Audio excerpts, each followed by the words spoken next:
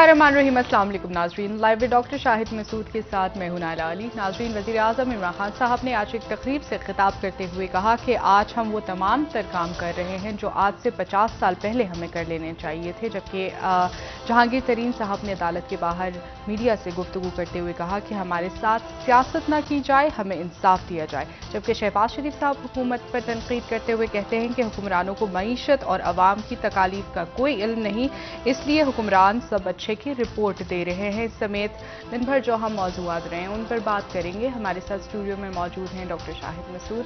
अस्सलाम वालेकुम डॉक्टर साहब। आज से पहले जहांगीर तरीन साहब हमें इनडायरेक्टली बात करते हुए नजर आए, गिले भी करते थे तो इनडायरेक्टली करते थे, लेकिन आज काफ़ी खुल के उन्होंने बयान दिए हुकूमत के हवाले से और उन्होंने कहा कि हमारे साथ सियासत ना की जाए, हमें इंसाफ दिया जाए। क्या समझ रहे हैं कि क्या वजीर आजम साहब के लिए एक और चैलेंज या हुकूमत के लिए एक और चैलेंज देख रहे हैं आने वाले? नहीं, देखें, पहली बात तो ये कि ये तवक्को की जा रही थी आज, लेकिन फैसला ज़ाहिर है अदालतों के। एक तवक्को ये थी और हुकूमत की तरफ से भी तैयारी इस बात की थी कि जहांगीर तरीन साहब जो हैं शायद उनको गिरफ्तार कर लिया जाए, जमानत ख़त्म हो जाए। उनकी जमानत जो है वो आगे अब 11 तारीख को होगी, यानी 11 जून वो है जो कि बजट का दिन है। बजट का दिन है और बजट में बजट पेश होगा और उसी दिन जो है वो फिर सुबह उनकी पेशी है। तो अब देखते हैं कि उस दिन क्या होता है।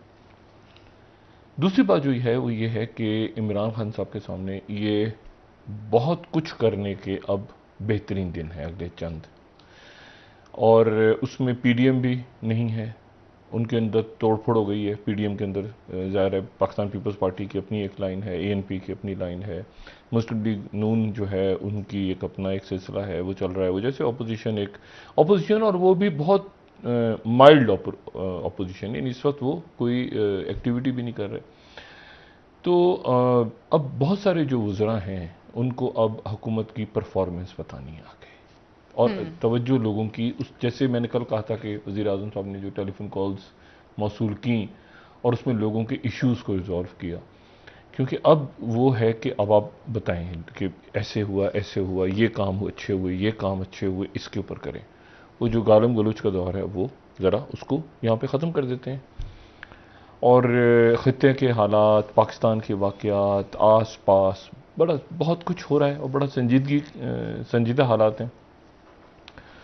अफ़गानिस्तान के अंदर एक एंड गेम ख़त्म हो रहा है, या यूं कहें कि उसका पार्ट 2 शुरू हो रहा है, या एंड गेम तो वहाँ पे चलता ही रहता है, कभी एंड गेम तो नहीं होता, लेकिन वहाँ पे क्या हालात आने वाले दिनों में डेवलप होते हैं। वहाँ पे मज़ीद आज बरतानिया ने जो लोग कोऑपरेट करते रहे हैं ब्रिटिश वहाँ पे आर्मी के साथ, उसमें ज़्यादातर वो लोग जो ट्रांसलेटर्स थे, तो बरतानिया ने एक बहुत अच्छा जेस्चर ये दिखाया है कि वो पहले शायद 1300 और अब मज़ीद 3000 लोगों को और उनकी फैमिलीज़ को वहाँ पे उन्होंने कहा कि वो बरतानिया में सेटल होंगे ताकि उनको कुछ सिक्योरिटी का इशू ना हो।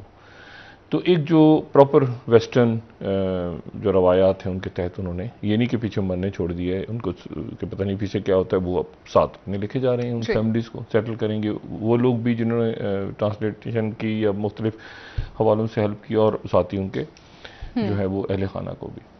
लेकिन पीछे यहाँ पे एक वैक्यूम खड़ा होने जा रहा है बहुत बड़ा, और मैं उसके साथ आपको सिर्फ ये बताऊँ कि जो पाकिस्तान के इश्यूज़ हैं ना रीजन के हवाले से, पाकिस्तान के रीजन के हवाले से, या इंटरनेशनल ग्लोबल सिनेरियो जो डेवलप हो रहा है, उसमें ऐसा लगता है कि हम बिल्कुल उससे गाफिल हो गए हैं, जो कि कभी नहीं हुआ।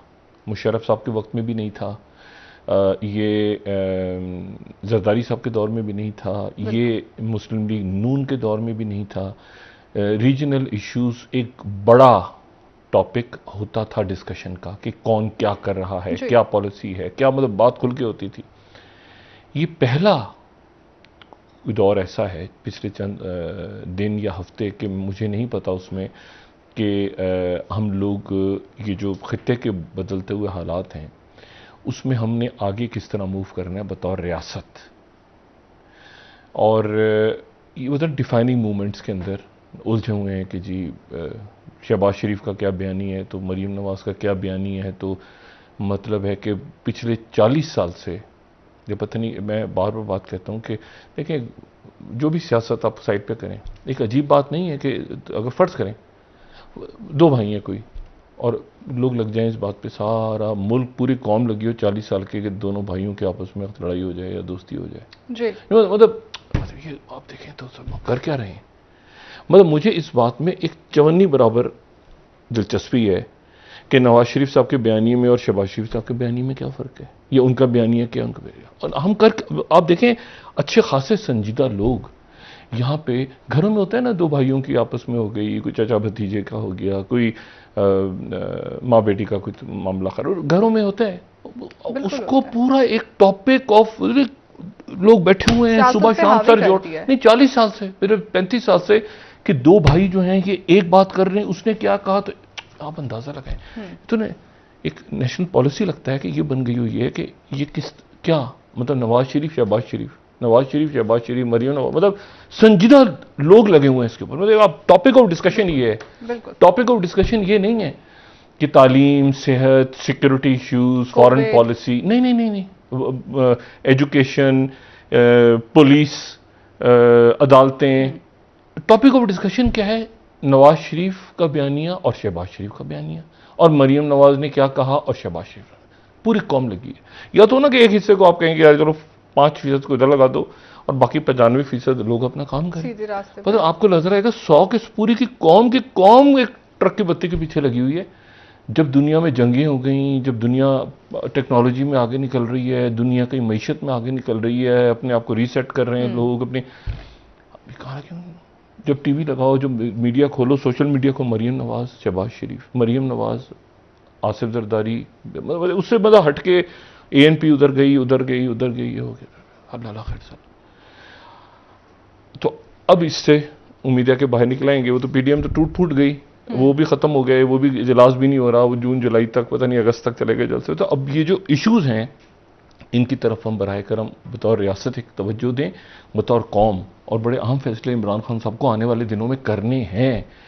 और एक तरह से ये अच्छा भी हुआ कि वो जो तवज्जो उनकी बटी हुई थी तो वो चले अब, लेकिन वो मैंने आपसे कहा ना कि उनकी पर्सनैलिटी ऐसी है कि वो शायद इससे निकलना चाहते हैं लेकिन फिर उनको खींच लिया जाता है ये छोटे इश्यूज की तरफ। तो इससे निकलें वो अगर, तो अब देखें ये शाह महमूद कुरैशी साहब दौरा करके आए हैं ना बाहर का, इन दिनों में अभी भी इराक में हैं, शेख रशीद साहब कोयत गए हैं। तो इमरान खान साहब भी आपको रीजन के अंदर, और क्योंकि उससे ही फिर आपकी मईशत का ताल्लुक है, सिक्योरिटी का ताल्लुक है, उस तरफ अगर ध्यान दें आने वाले दिनों में।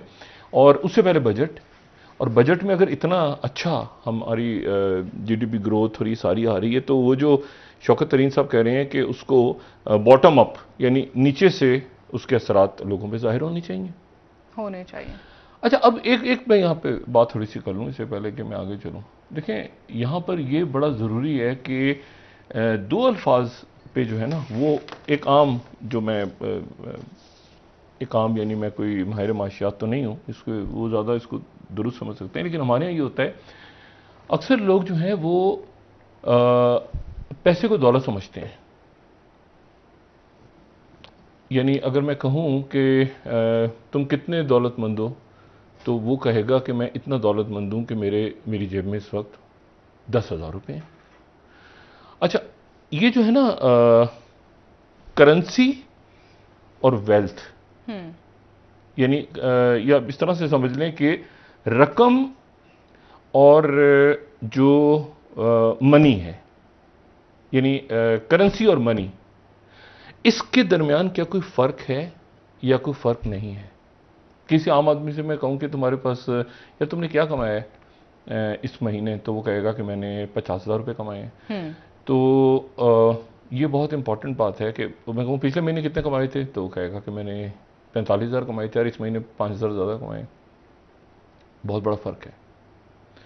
और जब तक एक आम शख्स को ये बात समझ नहीं आएगी ना कि रकम में और दौलत में क्या फ़र्क है, मैं कुछ पॉइंट्स लिखे हुए थे तो मैंने कहा मैं बताऊँ। देखें होता क्या है कि मतलब मैं ये कहूँ कि मेरे पास 10,000 रुपये हैं, 5,000 रुपये की जगह तो मैं ज़्यादा दौलतमंद हो गया हूँ, ऐसा नहीं है। अच्छा, दौलत ये है, दौलत वो टाइम है जिसमें आप किसी चीज़ के लिए मेहनत करते हैं और फिर उसको हासिल करते हैं, और फिर वो जो तख्लीक होती है उसके नतीजे में, या जो हसूल होता है, फिर उसको आप जो जिस तरीके से महफूज करते हैं वो दौलत है, सिंपलेस्ट वर्ड्स में, ठीक है। अच्छा, अब जो रकम है वो कुछ और है। दौलत में और रकम में फ़र्क है। रकम ये है कि आपके पास 10,000 रुपये हैं, ठीक है, और 10 साल पहले आपके पास 10,000 रुपये थे। अच्छा, 10 साल पहले अगर आपके पास एक फ़र्ज़ करें या महीना पहले या 2 महीने पहले आपके पास एक आपने पेट्रोल रख दिया और उसका एक या किसी और शक्ल में कोई चीज़ स्टोर की हुई थी, गंदम या कोई और, ये था। अब वो जो है वो तो आपके पास एक कमोडिटी, एक सेफ है, एक चीज़। लेकिन जो आज से 3 महीने पहले के भी 5,000 रुपये हैं, वो आज के 5,000 रुपये नहीं है। आज से 10 साल पहले के 10,000 रुपये आज के 10,000 रुपये नहीं है।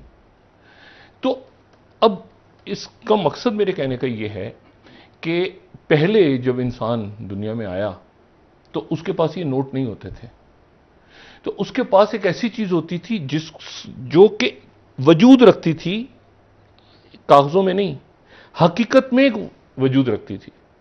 मतलब एक दूसरे के साथ कैसे तिजारत होती थी, नोट तो नहीं थे, तो तिजारत होती थी कि ये मेरे पास मवेशी हैं, ये मेरे पास जमीन है, ये मेरे पास खेत है, खलियान है, या फिर ये कि इंसानों की, ठीक है, गुलाम है, गुलाम खरीदे जाते इस तरह हो रहा है। मतलब कुछ कोई ऐसी चीज जिसमें यानी जो कागज नहीं है, जो कागज नहीं है, जो एग्जैक्टली जो कागज नहीं है।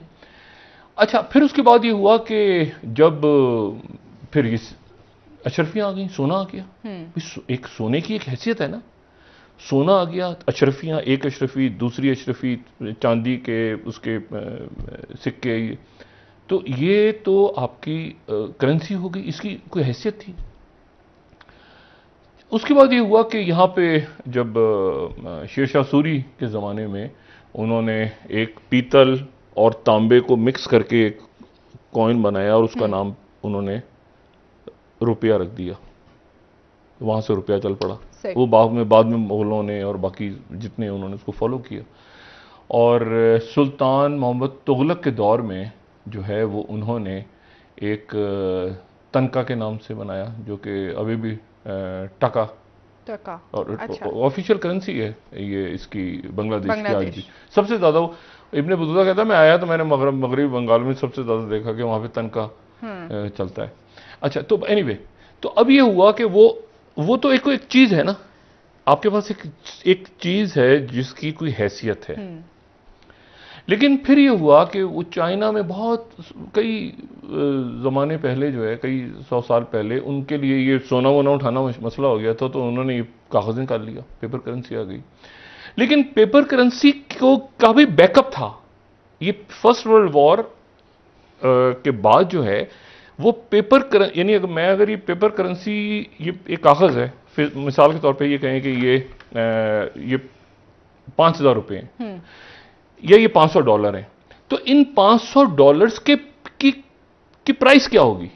इन $500 की प्राइस ही होगी कि मैं $500 किसी को दूं, तो ये $500 जो हैं असल में ये खास वैल्यू, इतने अशारिया इतने आउंस सोना। $1 जो है वो 1 ज़रबे 35 आउंस सोने के बराबर एक नोट है। ठीक है, $1, $1 ये ऐसे तय हुआ कि मतलब जो उसका एक बैकअप है, मतलब वो कागज नहीं है, उस कागज के साथ वो असल में सोना है, एक्सचेंज में कोई मतलब सोना है, मतलब उसकी हैसियत है ना, वो सोना है। ठीक है, मतलब मेरी जेब में अगर $100 हैं तो उसको आप काउंट कर लें कि वो $1 इतने गोल्ड के। इसको उन्होंने जना, अच्छा फिर ये हुआ कि फर्स्ट वर्ल्ड वॉर के बाद उन्होंने इसको अलग कर दिया, क्योंकि जंग हो गई, बड़े लोगों को नुकसान हुए बहुत ज़्यादा। उन्होंने कहा सोने से इसको अलग करो, रिपेयर करो, अपने इसका नुकसान जंगों का ख़त्म करने के लिए उन्होंने गोल्ड को डिटैच कर दिया। अच्छा, उसको ग्रेट डिप्रेशन आ गया 29 वाला, फिर लोग भागे, उन्होंने पैसा अपना जल्दी जल्दी सोना खरीदना शुरू कर दिया कि पैसे की तो हैसियत ही नहीं है।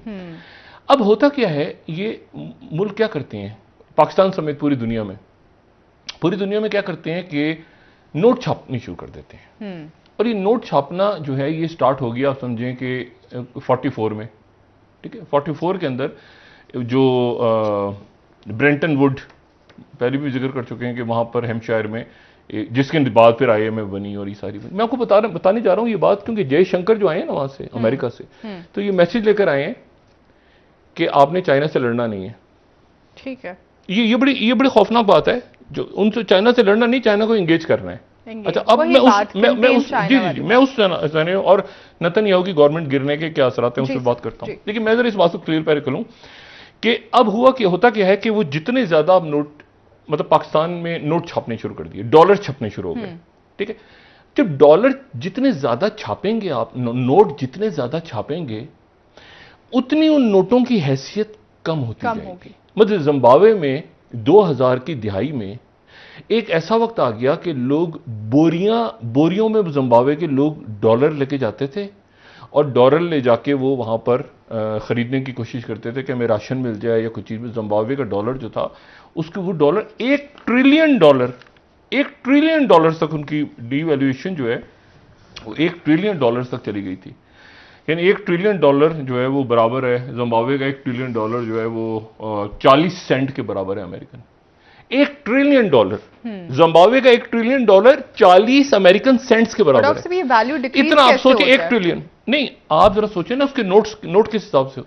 अब होता क्या है कि वो जब नोट आप ज्यादा छापना शुरू कर देते हैं तो उसके नतीजे में आपकी जो उसकी हैसियत खत्म होना शुरू हो जाती है, नोटों की हैसियत खत्म होना शुरू हो जाती है। तो वो चीज आती है जो कहते हैं महंगाई।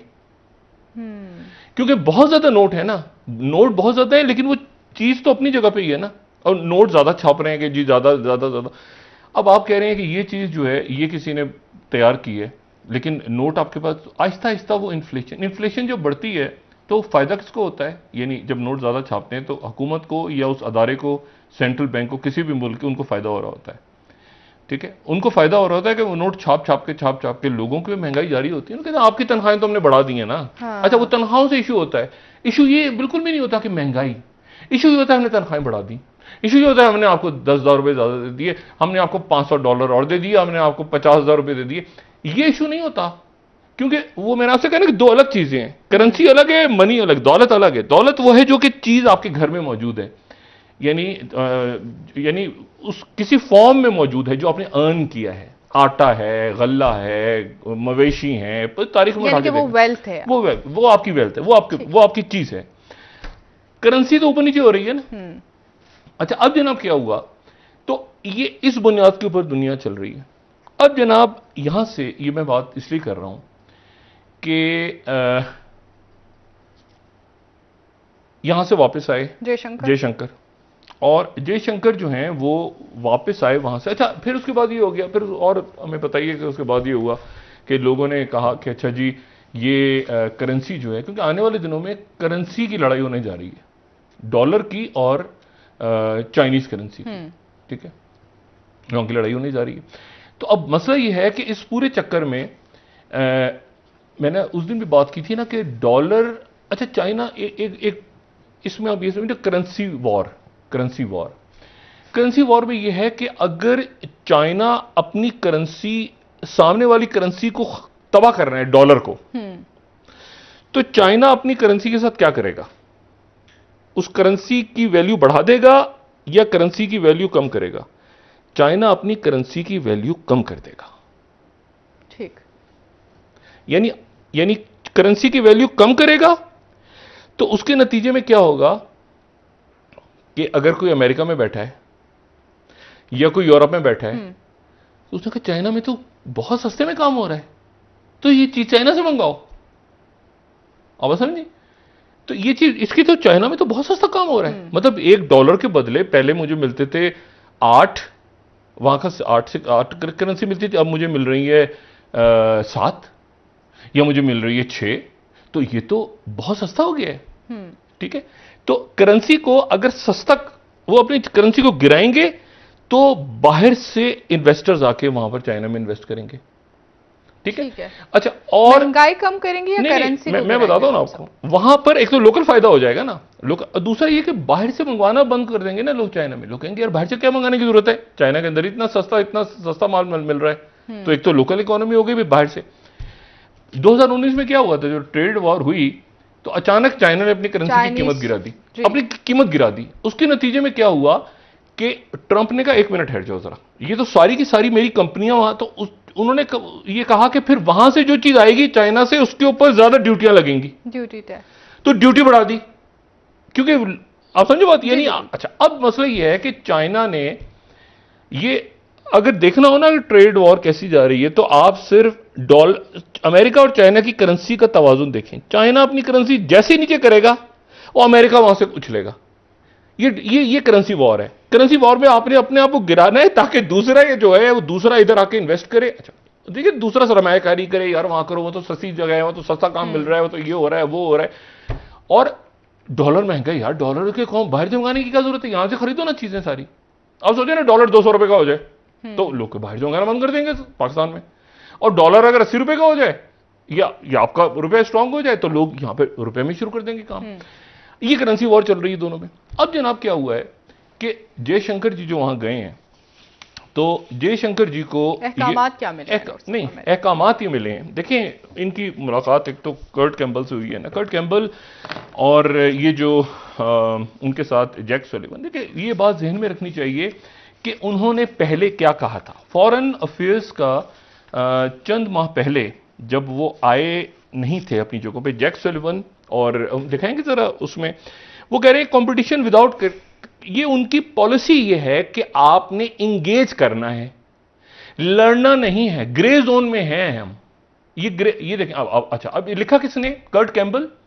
ये 2019 यानी ट्रंप के दौर 2020 में खत्म हुआ है ना, तो उससे 1 साल पहले के फॉरेन अफेयर्स में 2 शख्सियात का मजमून है, ठीक है। और 2 शख्सियत कौन सी हैं? एक वो जो इंडो पैसिफिक के इंचार्ज है कर्ट कैम्बल, और दूसरे कौन है? जैक सुलिवन, जो नेशनल सिक्योरिटी को देख रहे हैं। और वो क्या कह रहे हैं? Competition without catastrophe, how America can both challenge and को एग्जिस्ट विद चाइना। यानी आपने चैलेंज भी करना। अब मुझे ये बताएं, अब इसको जयशंकर जी जो हैं वो और इंडिया में वापस आके वो अपने लोगों को बताएं कि देखें, हमने चैलेंज भी करना है और हमने जो है वो साथ रहना भी है, लड़ना भी है। देखिए ना, दुख अजीब, उधर वो चाइना आके बैठ गया वहां पे। अब मसला ये मतलब अरुणाचल प्रदेश में आ जाए या लद्दाख में आ जाए, तो आपने को एग्जिस्ट भी करना है और चैलेंज भी करना है। यानी आप अपनी मईशत को चाहें तो उनके साथ चलाएं, चाहें तो ना करें। हमने लड़ाई, मतलब अब मुझे नहीं पता कि इसके ऊपर इंडिया जो है, इंडिया में, अच्छा फिर उसके बाद एक और चीज निकली कि यार बैंकों को बीच में से खा जाएं, बैंक निकाल के वो क्रिप्टो करेंसी आ गई, लोगों ने बिटकॉइन शुरू कर दिया, अमेरिकन करेंसी की तरफ। डॉक्टर ब्रेक ले लेते हैं। नहीं, मैं सिर्फ 1 मिनट में बात करूं। बिटकॉइन लोगों ने लेनी शुरू कर दी। बिटकॉइन का फायदा क्या कि वही जी, आपके टेलीफोन में एक नंबर है, कोई बैंक की जरूरत ही नहीं, ये नहीं, $60,000 तक बिटकॉइन पहुंच गया। चाइना ने जनाब 21 तारीख को उसके ऊपर क्रैकडाउन शुरू किया, और ये South China Morning Post, China to crack down on mining of crypto currencies, फलां करके, ठीक है। वॉल स्ट्रीट जर्नल कह रहा है China's latest crack down on bitcoin, other crypto currencies. पूरी मार्केट हिल गई दुनिया की। उन्हें फड़का 60% जो बिटकॉइन और ये जो क्रिप्टो करेंसी थी, ये चाइना के पास ही थी, चाइना ने बैन कर दिया। और रीजंस क्या बता रहे हैं? रीजन ये बता रहे हैं कि ये गैर कानूनी है। पहले पूरी खरीद ली, उसके नतीजे में जो है वो ट्रिलियंस ऑफ डॉलर्स लोगों के डूब गए, जिन्होंने बिटकॉइन 60,000 तक चला गया। तो एक तरह से वो था ना कि बिटकॉइन में इन्वेस्ट कर दो। $60,000 से वो पता नहीं 25,000 पे गिर गया 15 दिनों में, बिल्कुल पता नहीं 20,000 पे गिरा है। मुझे आज का क्या रेट है, वो बिल्कुल तड़ करके नीचे गिरा। और वो आप हर जगह बिटकॉइन बना नहीं सकते। मतलब बिटकॉइन की जो माइनिंग है, हम डिस्कस कर चुके हैं, वो बिजली इतनी यूज होती है उसमें कि वो चिली और फिलिपीन और पूरे मुल्क, मंगोलिया में 6% माइनिंग की हो रही है, बिजली सस्ती है वहां। बिजली वो सारी 60% जो क्रिप्टो करेंसी बन रही थी वो चाइना में बन रही, बंद कर दी सारी चाइना में। अब मैं अगर चाहूं कि मैं बैठ के, फर्ज करें यहां पे इस्लामाबाद में मैं अपने इस्लामाबाद के कंप्यूटर से बिटकॉइन बनाने शुरू करूं ना, तो ये आधे पंजाब की बिजली गायब हो जाएगी। वो इसमें देखें, ये जो है बिटकॉइन बनाना आसान नहीं है। अब वो बिटकॉइन की माइनिंग कर रहे थे, चाइना ने क्रैकडाउन कर दिया। अच्छा, और रीजंस क्या बता रहे हैं? रीजन बताया गैर कानूनी है, अपनी लाएंगे ना, अपनी डॉलर डूब गया, लोगों का डॉलर डूब गया। अपनी डिजिटल करेंसी। मैं आपसे बात ये कह रहा हूं कि जब आप इन्वेस्ट करते हैं ना, कि जो मैंने बात की रकम में, करेंसी में, ये यानी उन्होंने डिजिटल करेंसी को भी फड़का दिया। अब वो डॉलर को छोड़ेंगे आपका ख्याल है? जब उन्होंने डिजिटल, जो मैं बार बार बात कह रहा हूं कि जब आप लोन्स की बात करते हैं, आप कहते हैं ज़र मुबादला के ज़खायर, सबसे ज्यादा दुनिया में ज़र मुबादला के ज़खायर जो है वो चाइना में। जो ये है कमाल की बात, आपको पता है कि डॉलर्स में जो ज़खायर हैं, ये तय हो गया था ना वही 1944 के ब्रेंटवुड के, आपने अपने पैसे डॉलर्स में रखने हैं, हर मुल्क ने डॉलर्स में रखने हैं पैसे, पाउंड से डॉलर्स पे। अमेरिका 21वें नंबर पे। अच्छा, 21वें नंबर जी, और चाइना पहले नंबर पे, डॉलर्स 21वें नंबर पे। लेकिन सोना सबसे ज्यादा अमेरिका के पास, अमेरिका के गोल्ड अमेरिका के पास है। देखिए असल बात क्या है कि गोल्ड, ये जो हमारा वर्ल्ड बैंक है, जिसका नाम ही गलत है वर्ल्ड बैंक, तो ये होना कि पूरी दुनिया के लोग पैसे रखवाएं, उसका नाम ही पता नहीं क्या रखा हो, वर्ल्ड बैंक, आलमी बैंक। ओ भाई, वो कर्जे देने के लिए बना था। जी सर, डिफरेंस इसमें आपसे जानेंगे। यानी मैं जाके वर्ल्ड बैंक में अपना अकाउंट खुलवाऊं, उधर ऐसे गलत नाम। ब्रेक ले लेते हैं, वापस आके आपसे मजीद बात करेंगे। नाज़रीन, एक ब्रेक, हमारे साथ रहिए।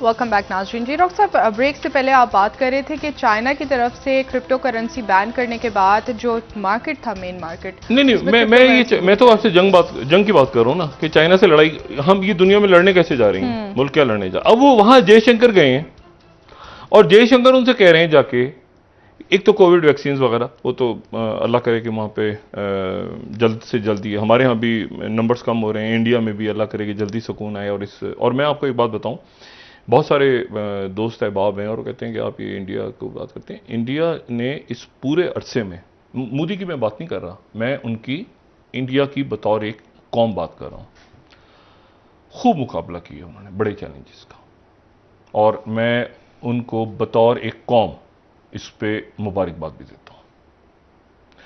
एक ही वक्त में जंग भी चल रही है, उसी वक्त में जो है वो मुल्क में कोविड फैल गया, उसी वक्त में जो है वो बेशुमार लातादाद मसाइल खड़े हुए। लेकिन उनके ये जो बहुत सारे लोग आपको लगते हैं ना कि उनके वॉर मॉन्गर्स के हैं या सख्त बात कर रहे होते हैं पाकिस्तान के बारे में, मेरा तासुर ये है कि वो अपना, इसलिए कि मोरल डाउन ना हो, ऐसे हालात में जो मोरल डाउन ना हो, तो ये है वो जो भी हो रहा है, उन्होंने अपने लोगों के अंदर उन्होंने वो दम पैदा करके रखा, बजाय इसके कि सारे लोग ठुस होकर पड़े हो जाते। और उनकी सिविल सोसाइटी निकली, उनके लोग निकले, एक दूसरे की मदद की। तो ये हमें बहुत कुछ सीखना भी चाहिए। एक जंग भी चल रही है, बड़ी जंग, डिप्लोमेसी भी साथ चल रही है, ये भी चल रहा है, वो भी चल रहा है। मोदी सरकार ने उसका हैंडल कैसे किया उसको छोड़ दें, वो तो छोड़ दें। मैं कौम, बतौर कौम उनके जब देखता हूं ना, उनके लोग निकल रहे हैं, उनके एनजीओ निकल रही हैं, उनके डिप्लोमेसी कैसे हो रही है, किस तरह करना है उन्होंने, ये पोल्स में बीच में सिर्फ आप, वो बहुत जो है ना वो इस बहरान, ऐसे बहरान नहीं फिर कौमों को आगे बताती है ना कि कौमें आगे निकल रही हैं, पीछे निकल रही हैं। तो कौम, बतौर कौम उन्होंने इन सारे बहरानों को अच्छा फेस किया। आगे क्या करना है, ये एक रौला रप्पा है। उसकी वजह ये कि ये स्टैनफोर्ड यूनिवर्सिटी में, ये वहां पे गए हुए थे जयशंकर।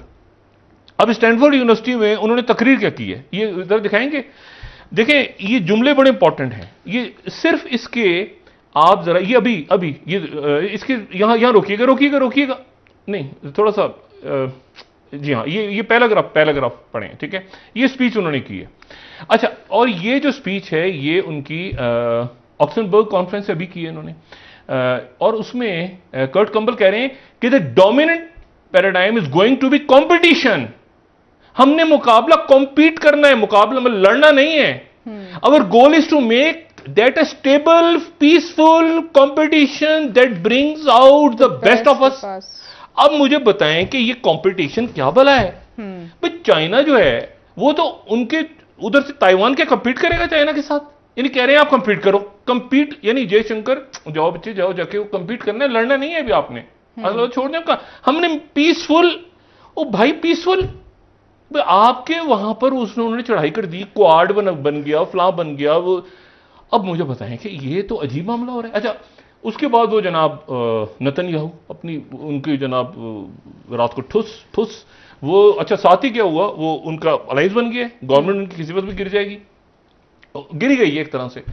और रात को वो आदमी बिल्कुल, मैंने उसकी स्पीच सुनी रात को, जो उस बंदे ने स्पीच की है, अब देखिए हार्ट्स क्या खबर दे रहा है, Netanyahu is bankrupt and everybody in politics knows that. अब देखें ना लोगों ने, Jerusalem Post, is Israel entering the post Netanyahu era, ये इवेंट्स हैं।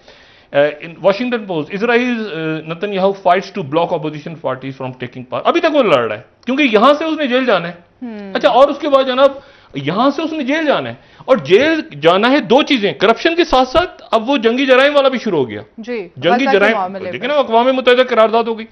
अब इस पूरी पिक्चर में एक और कहानी हुई है, वो कहानी ये हुई है कि इजिप्ट ऊपर आ गया, जो कि कई बरादर ममालिक को समझ नहीं आ रहा कि इजिप्ट को ये रोल क्यों मिला है, और साथ ही इजिप्ट और टर्की की बातचीत शुरू हो गई है।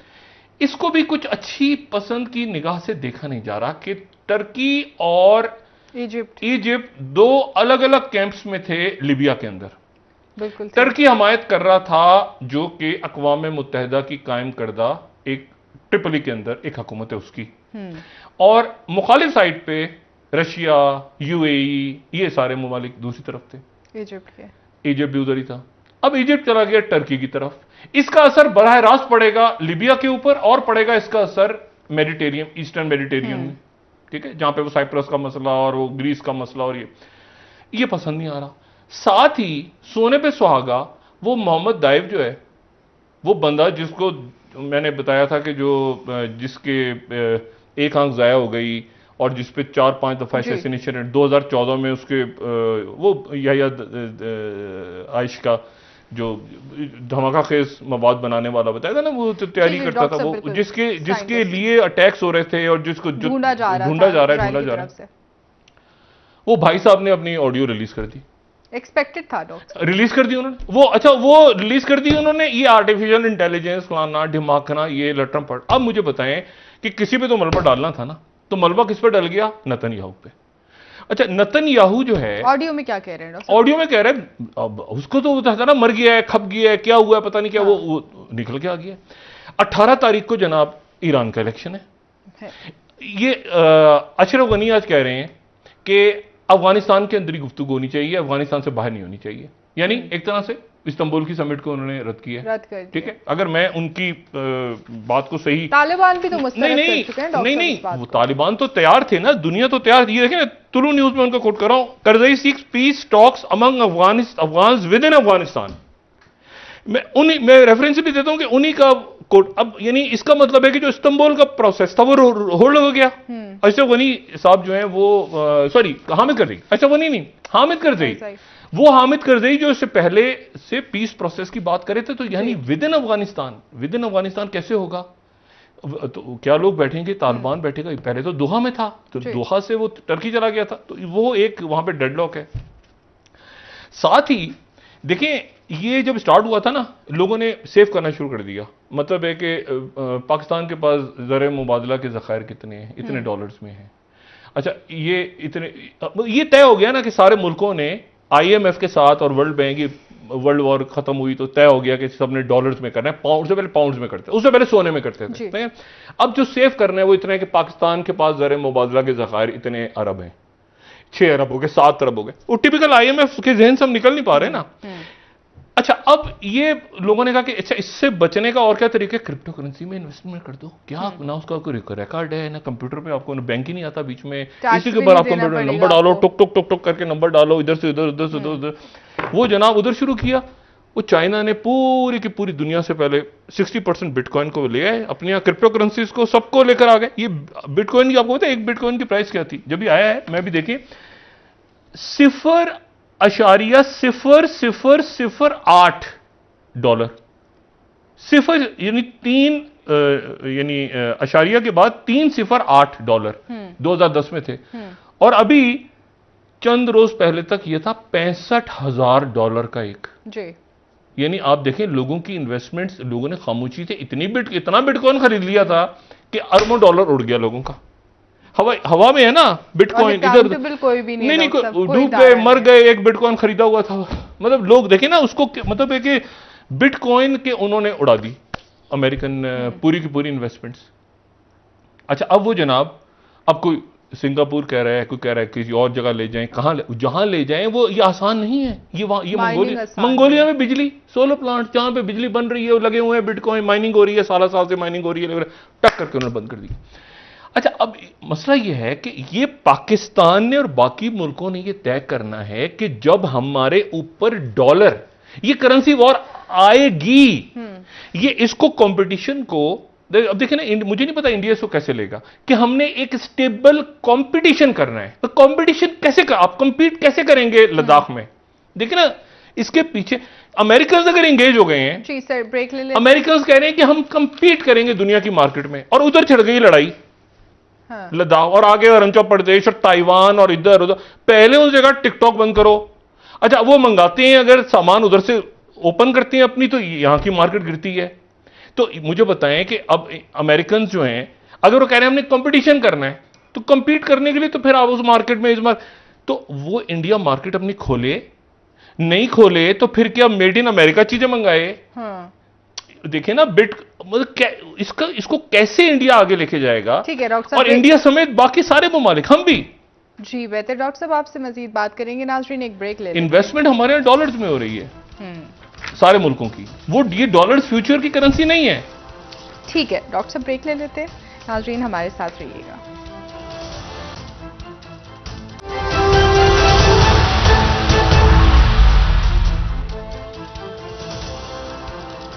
वेलकम बैक नाज़रीन। जी डॉक्टर साहब, खत्ते की मामलात पर आप बात कर रहे थे। अफगानिस्तान में फौजी इनखला के बाद क्या समझ रहे हैं कि खाना जंगी के खतरात कितना बढ़ सकते हैं और किस तरह से कंट्रोल किया किसी भी वक्त खत्म नहीं हुई।